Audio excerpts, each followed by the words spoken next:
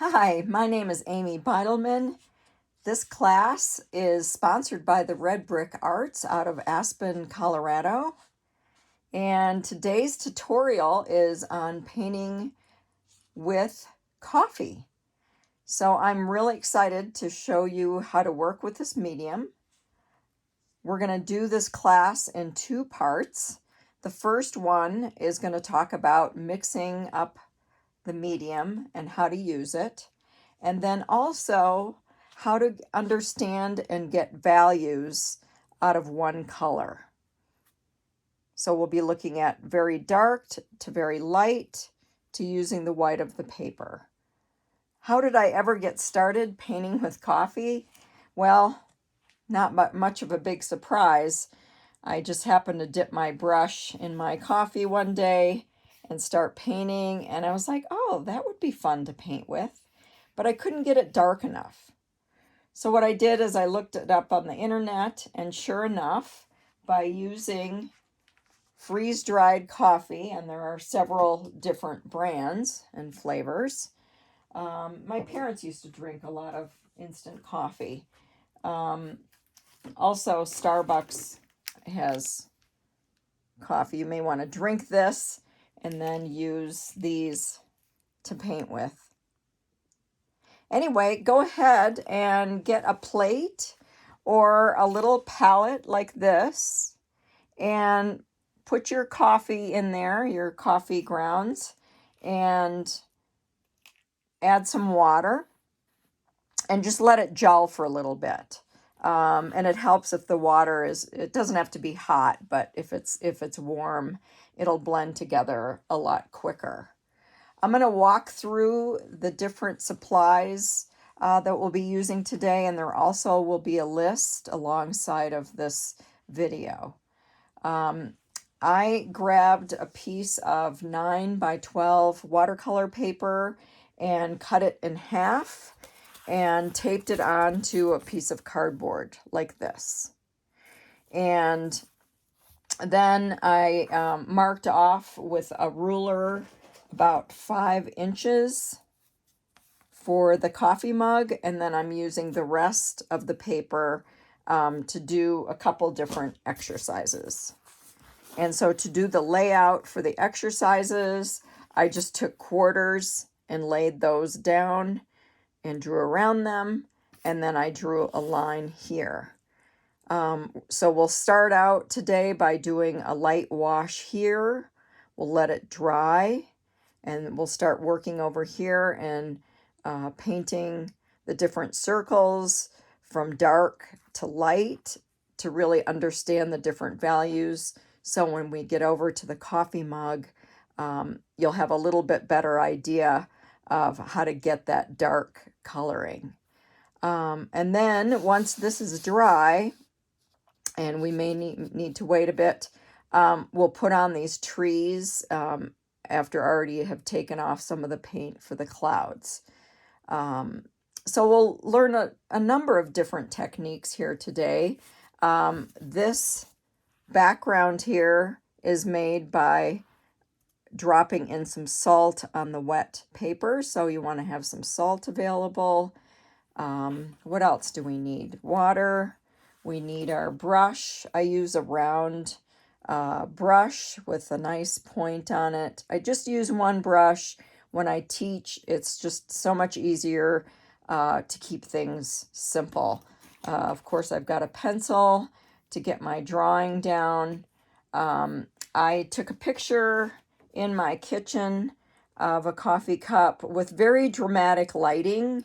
I find, especially with newer painters, to have distinct contrast and lines it's more interesting, but it's just easier to understand the different layers of painting and the different values.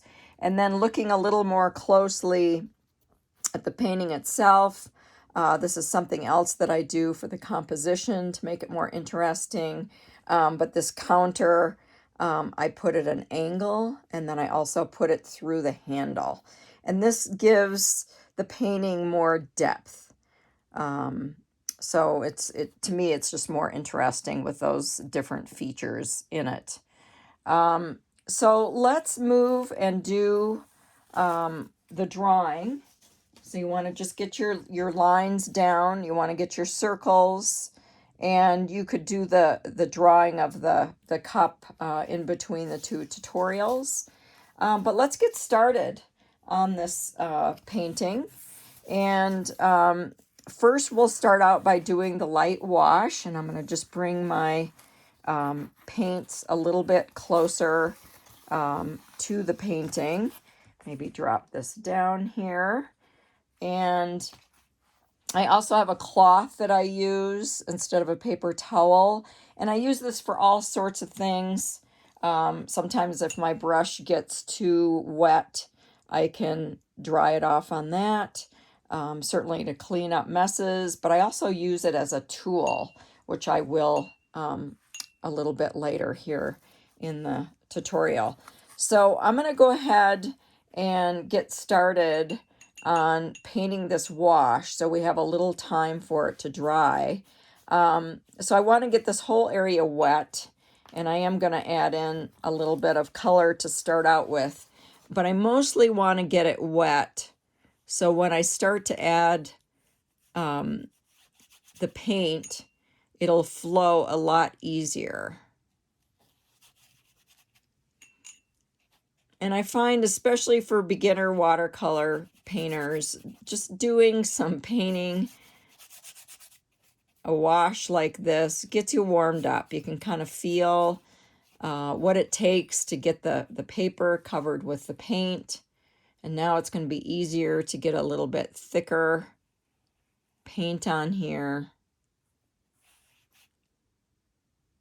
Like I said, you want to have let the coffee mix with the water. If you have any chunks of coffee that hasn't dissolved, get that dissolved, because otherwise you'll end up with some chunks on your paper here.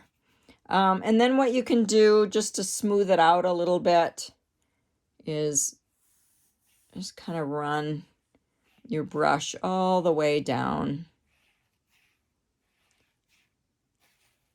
And we went off the tape onto the tape a little bit.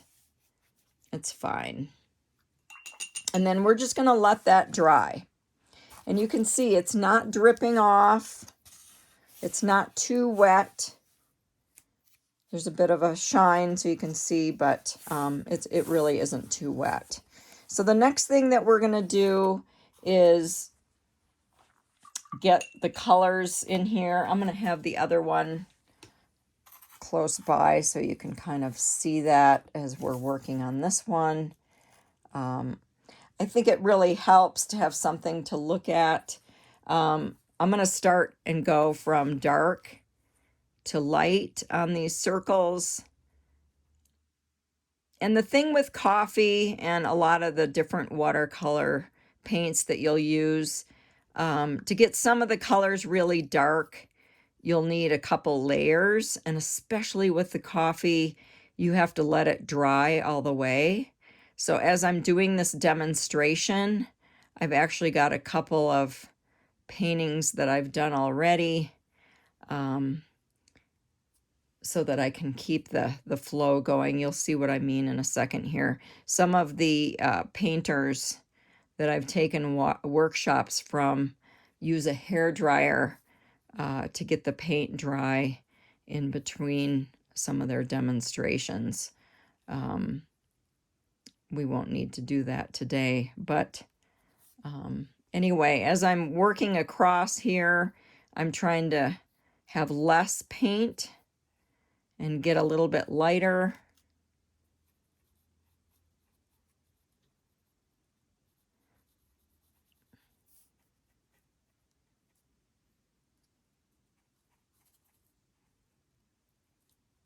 And it just makes it really a great way to warm up using your brush in a smaller space and just getting the feel for it.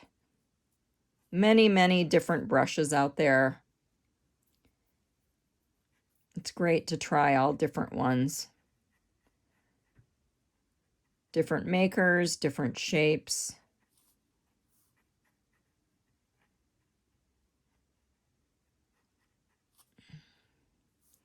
Okay, so this is still a little bit light here.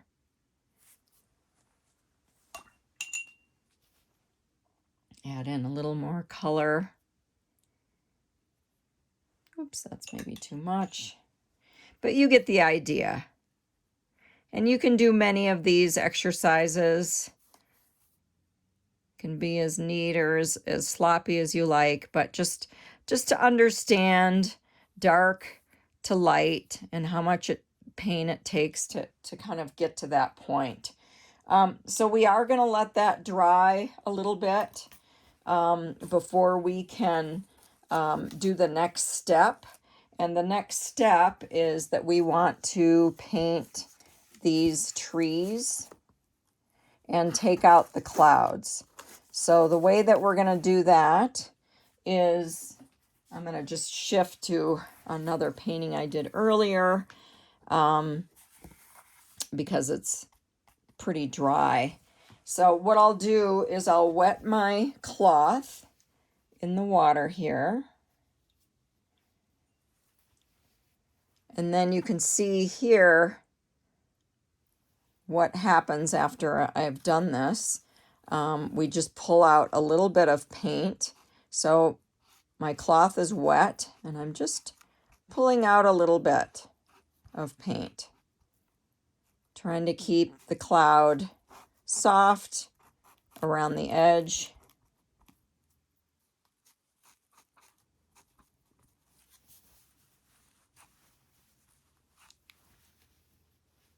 And you could come back if you wanted them a little bit whiter and pull out maybe more in the center area.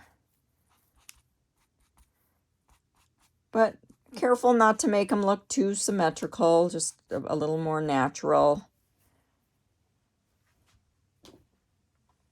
And there we've got a few clouds.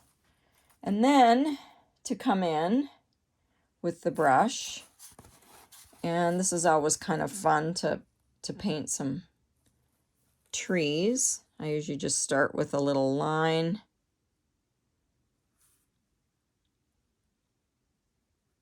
And you'll find with the coffee that it's thick. It's maybe a little bit syrupy compared to regular watercolor. So you just have to kind of figure that out. And that's why warming up with it is a really good idea too before you jump into the painting itself. I'm always, before I do my main painting, I may pull out elements of it and practice those first. If I have people going into the painting, I might want to practice those before I put them in. Or maybe if there's a bicycle, just different elements. Sometimes it's good to practice outside of the painting itself. On the coffee cup, we aren't putting any trees on there, but I thought it might be fun just to try something on this little tiny piece of paper here that shows a little bit of depth and interest.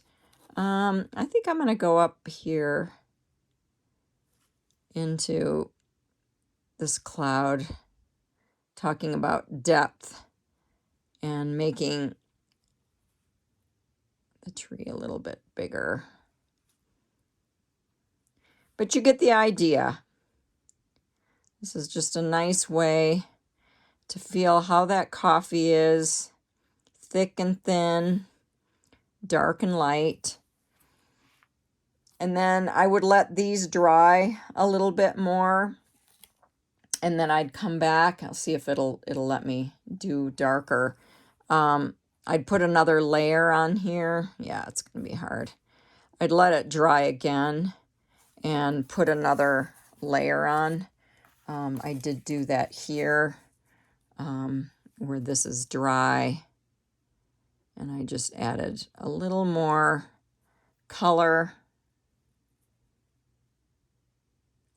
But you can see it adds quite a bit of depth. Now we're putting in the shadows of the trees a little bit. It's just more interesting to do that. But you do, especially with the coffee and with regular watercolor, you need to let the paint dry completely in between. So thanks a bunch. That is the end of part 1.